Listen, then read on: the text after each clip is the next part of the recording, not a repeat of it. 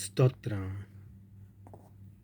29.Varea-vadollachea दोन्या देवाच्या भुरग्यांनो सर्वेस्पराक mhoima दियात.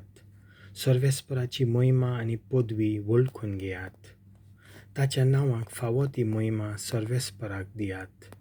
ताच्या povitr mondirant Sorvesporak pornnipat korat. Sorvesporacho tallo udका वयर गाजता. दर्याच्या lharam-osaddicher Sorvespor उबो जाला. Sorvesporacho tallo कितलो घणघणीत, कितल्या दोबाज्यान गाजता Sorvesporacho tallo. Sorvesporacho tallo देवदार फांटोवन उडयता. Sorvespor फांटोवन उडयता लेबनानाचे देवदार आनी लेबानाक तो एका पाडकुल्या भाशेन उडयो मारीसो करता. सिरियोनाक एका रेडक्या वरी उडकोना ghali-so करता. Sorvesporacho tallo धोगधोगीत, वीज जोगलावीण सोडटा.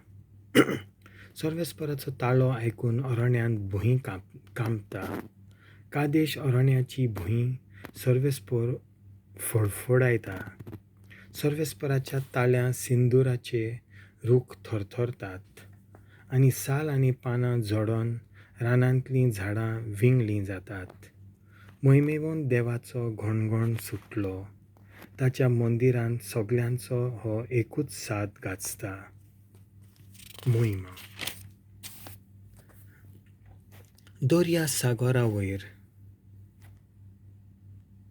Sorvesporान शिवासन मांडलां.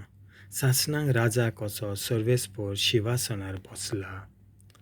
Sorvespor आपले पोरजेक घोटाय दितलो. Sorvespor आपले पोरजेचेर शांतीचो आशिर्वाद घालतलो. देवाचें उतर हें.